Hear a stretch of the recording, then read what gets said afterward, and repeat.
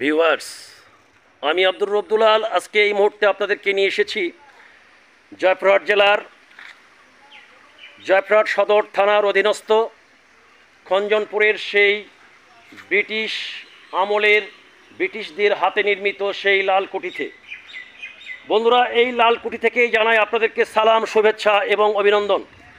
দেখতে পাচ্ছেন এখানে ব্রিটিশদের হাতে গড়া সেই লালকুঠি।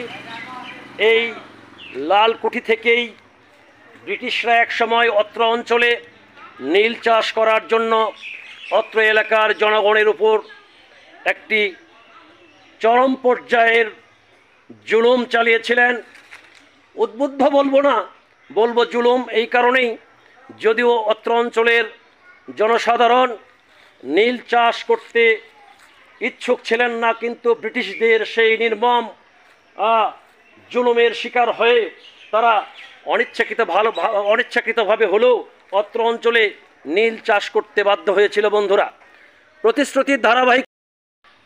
প্রতিশ্রুতির ধারাবাহিকতায় কথা দিয়েছিলাম যেখানেই যাব সব কিছু আপনাদেরকে দেখানোর একটি প্রয়াস চালাবো। বন্ধুরা, ইতিহাস কথা কয়, যদিও ইংরেজরা বিতাড়িত হয়েছে ভারত উপমহাদেশ থেকে, কিন্তু তাদের হাতের সেই লালকুঠির স্বাক্ষরগুলো এখনও কোথাও কোথাও রয়ে গেছে। বন্ধুরা, ভগ্ন অবস্থায় এই লালকুঠি। এখানে পরপর দুইটি কুঠি এখনও দাঁড়িয়ে রয়েছে মাথা উঁচু করে, যদিও ভঙ্গুর, তারপরও এখনও এই লালকুঠি গুলো রয়েছে।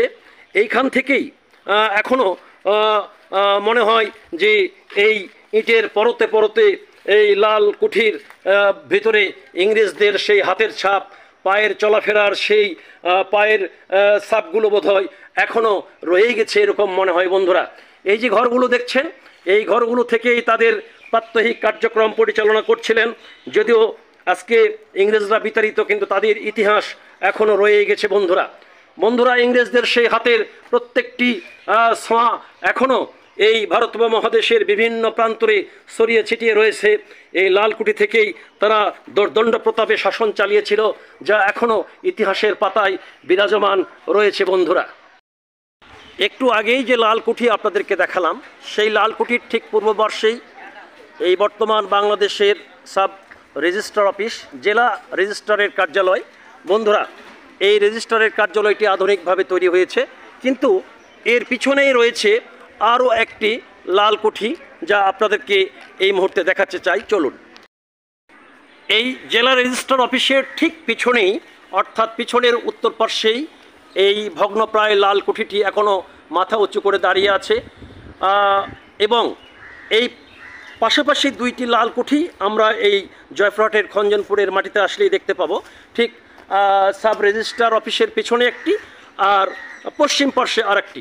বন্ধুরা, এই সাব রেজিস্ট্রার অফিসের পিছনের এই লালকুঠিটি আপনারা দেখতে পাচ্ছেন।